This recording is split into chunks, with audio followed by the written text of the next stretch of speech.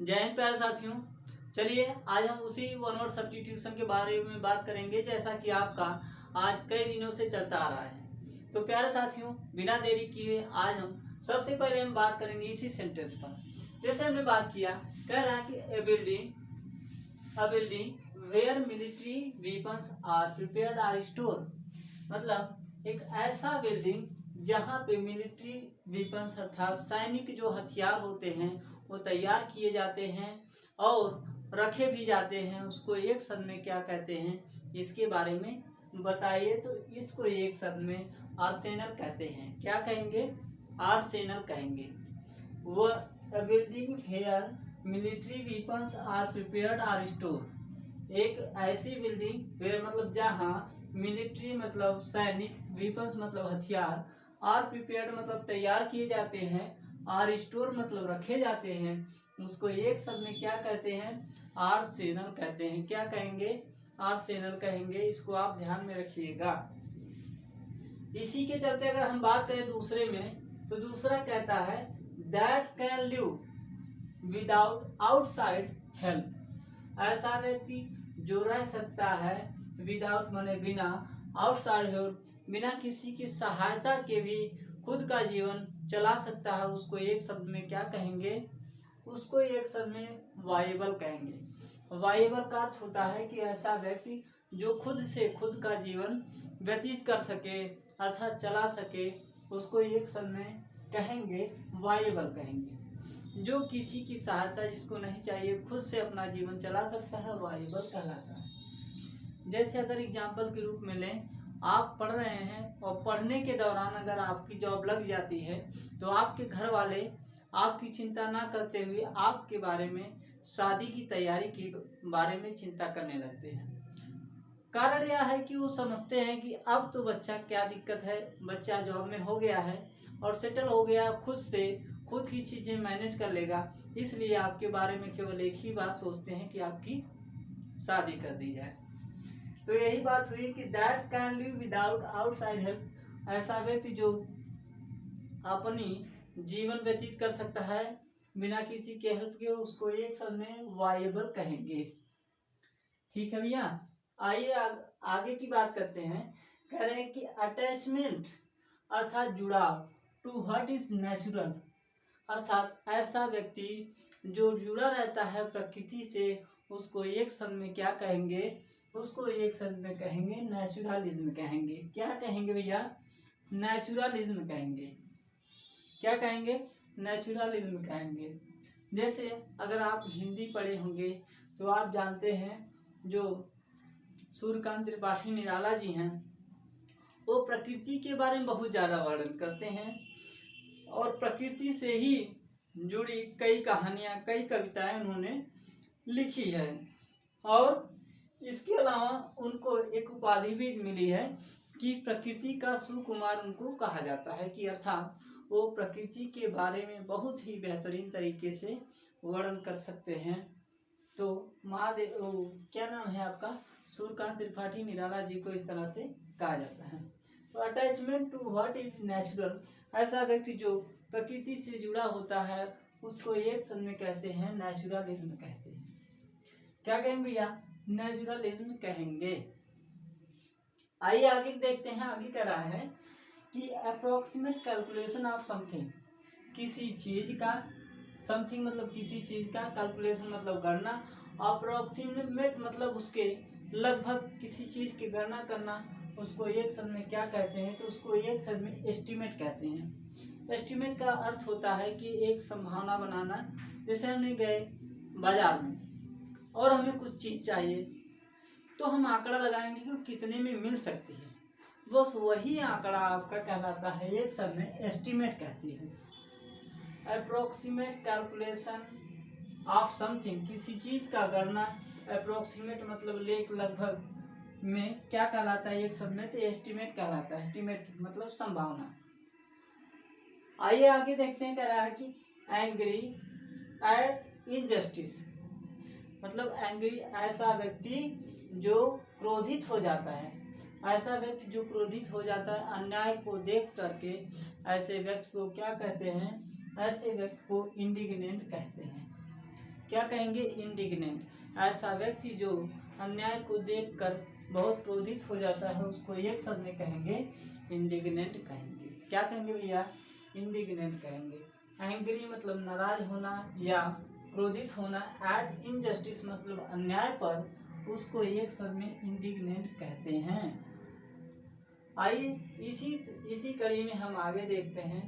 कह रहा है कि एनेक्सियस मतलब चिंतित, टू हेल्प समबडी। ऐसा व्यक्ति जो किसी की सहायता करने के लिए हमेशा चिंतित रहता है उसको एक शब्द में क्या कहेंगे? तो सोलिसिटस कहेंगे। क्या कहेंगे भैया? सोलिसिटस कहेंगे। सोलिसिटस का अर्थ होता है कि आप उनको कह सकते हैं कि सोलिसिटस का मतलब जो बहुत ही ज़्यादा उपकारी, जिसको बोल सकते हैं आप, जो परोपकार दूसरों के करने के लिए खड़ा रहता है उसको आप उपकारी कह सकते हैं, या सोलिसिटस इंग्लिश में बोल सकते हैं एक शब्द में। एनेक्सियस मतलब चिंतित, टू हेल्प मतलब सहायता करना, समबडी माने किसी की जो वह व्यक्ति जो सहायता करने के लिए चिंतित रहता है किसी का, उसको सोलिसिटस कहेंगे। अब आगे कहा है कि चाइल्ड ऑफ अनयूजुअल और रिमार्केबल टैलेंट।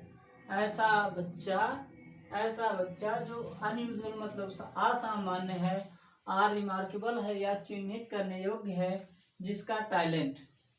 ऐसा बच्चा जिसका टैलेंट एक असामान्य है, जिसके अंदर असामान्य गुण है या बहुत ही प्रखर गुण है, उसको एक शब्द में क्या कहेंगे?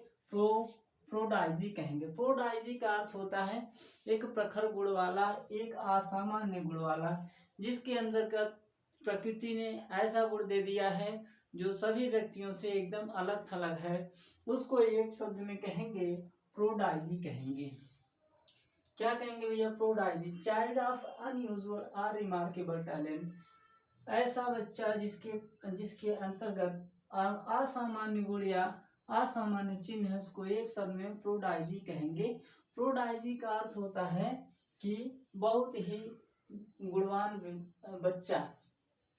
कौन? बहुत ही गुणवान बच्चा, अर्थात जो असामान्य बुद्धि का है या प्रखर बुद्धि का है। आइए आगे की बात करें भैया। आगे कह रहा है कि चीफ एक्टर का अर्थ होता है कि जो मुख्य कलाकार होता है, आर कैरेक्टर या चरित्रवान होता है, जो मुख्य चरित्र होता है किसी कहानी, इन एनी स्टोरी और ड्रामा, किसी कहानी या नाटक में कोई ऐसा कलाकार या कोई ऐसा कैरेक्टर जो कि सबसे मुख्य हो, उसको एक शब्द में कहते हैं प्रोटागोनिस्ट कहेंगे। क्या भैया? प्रोटागोनिस्ट कहेंगे। Chief actor or character in a story और drama is called protagonist in one words. ऐसा व्यक्ति जो मुख्य होता है किसी कहानी में, या जिसका चरित्र बहुत ही प्रखर होता है, सबसे ऊंचा होता है उस किसी कहानी या नाटक में, उसको एक शब्द में क्या कहेंगे? प्रोटागोनिस्ट कहेंगे। क्या भैया? प्रोटागोनिस्ट कहेंगे। ठीक है। आगे कहा कि कैपेबल मतलब योग्य होना, ऑफ लिविंग मतलब रहने में, बोथ मतलब दोनों तरफ, ऑन लैंड जमीन पर, एंड वाटर मतलब पानी में। ऐसा प्राणी, ऐसा जीव जो जमीन और पानी में दोनों जगह रह सकता है, उसको एक शब्द में क्या कहेंगे? तो उसको एक शब्द में एम्फीबियन कहेंगे। क्या भैया? एम्फीबियन कहेंगे। Capable of living both on land and water is called amphibian in one words. ऐसा प्राणी जो जमीन और पानी में दोनों जगह रह सकता है, उसको एम्फीबियन कहते हैं एक शब्द में। आगे की बात ये कह रहा है कि in a state of mutual hostility. State का अर्थ आप यहाँ पे देश से ले सकते हैं। स्टेट का मतलब होता है राज्य, लेकिन राज्य को आप देश मान सकते हैं। कह रहा है कि in a state of mutual hostility, एक राज्य में, एक देश में जो म्यूचुअल मतलब पारस्परिक, हॉस्टिलिटी माने दुश्मनी, किसी राज्य में जो व्यक्तियों के द्वारा आपसी दुश्मनी होती है उसको एक शब्द में क्या कहेंगे, उसको एंटागोनिस्टिक कहेंगे। क्या कहेंगे भैया, एक शब्द में एंटागोनिस्टिक कहेंगे। कह रहा है कि in a state of mutual hostility, किसी राज्य में आपसी जो दुश्मनी होती है उसको एक शब्द में एंटागोनिस्ट कहेंगे। जैसे अगर एग्जाम्पल के बारे में एग्जाम्पल एक लिया जाए हमारे अपने भारत देश की, तो अपने भारत देश में केवल और केवल अगर म्यूचुअल हॉस्टिलिटी या पारस्परिक दुश्मनी एक दूसरे में है तो केवल और केवल आज के समय में उसका जिम्मेदार धर्म है।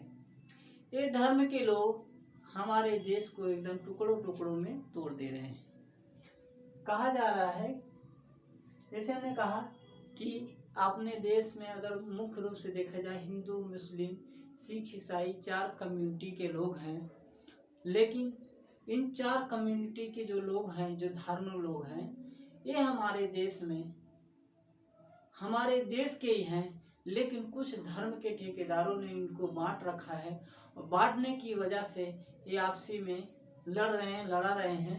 आजकल अगर हमारा देश पीछे है आज तो केवल और केवल धर्म की वजह से। बाकी अगर पिछले इतिहास को आप उठा के देख लिया आपने बीती हुए समय को, तो हमारे देश में एक ऐसे वीर क्रांतिकारी हुए हैं जो देश को बहुत ज़्यादा आगे लेके गए हैं। तो प्यारे साथी, हमारा केवल यही सिद्धांत रहेगा कि आप धर्म को वरीयता ना दे करके आप मानवता को वरीयता दीजिएगा और अपने देश को आपके हाथ में है कि आप किधर ले जाएंगे। तो प्यारे साथी, हमारा तो सेंटेंस हुआ कंप्लीट। बीच बीच में कुछ ऐसी बातें आ जाती हैं जिसकी वजह से हम भी अपने वक्तव्य को आपके सामने रख देते हैं। तो आज के लिए इतने ही, फिर कल आपसे मुलाकात होगी। तब तक के लिए जय हिंद।